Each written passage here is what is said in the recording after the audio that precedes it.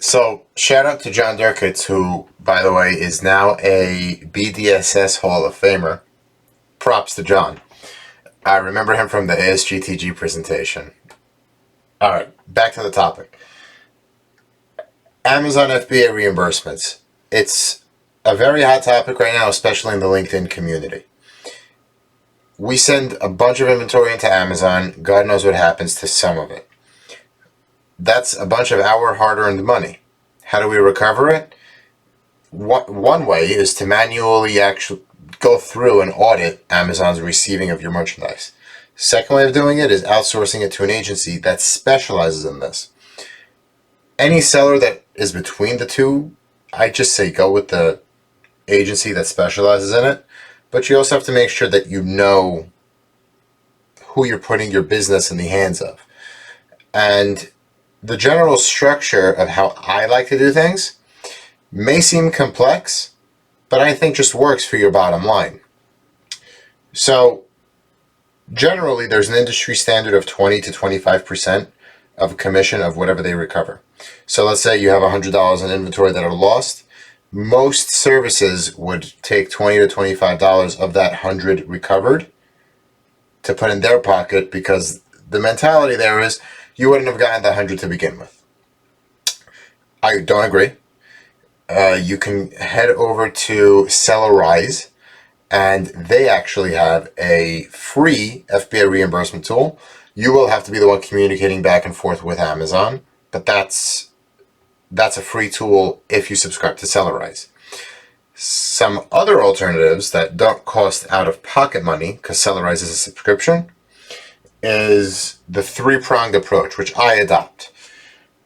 Immediate, mid, and expiration. So right now, we're all more than familiar with the 18 months Amazon gives you to go back into your history and recover any lost inventory. And the way I divided it up was 18 by 3 is 6. So the first 6 months, one agency has jurisdiction over a certain shipment. Once 6 months passes, it goes to agency number 2. Once those 6 months pass, or probably even more, it goes into agency number 3. Obviously, the way I have it structured is lowest commission, highest reputation. Higher commission, higher reputation. Lowest commission, shaky reputation. All of these agencies meet a standard of what I would like to see, but that's how I structure it. And so not only do I have an agency who specializes in reimbursements and recoveries working for me on my side, I have mechanisms ensuring that if I get reimbursed by agency 1 and 2, I'm not charged by number 3. I also have mechanisms in place so that if I personally reconcile a claim and get reimbursed, none of these guys claim it for me. Third, those 18 months we both know are gone.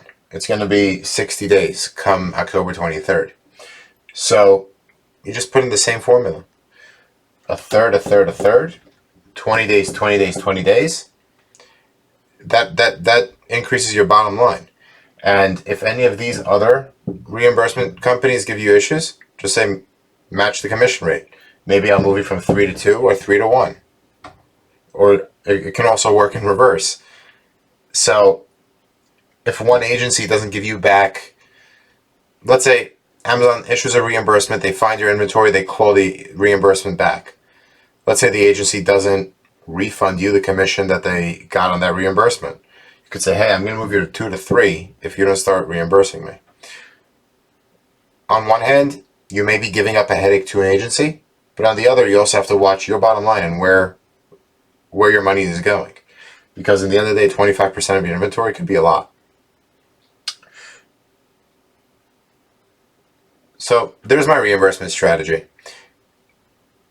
I purposely left particular agencies out of this, and I'm not quite sure why. Let me know what you think.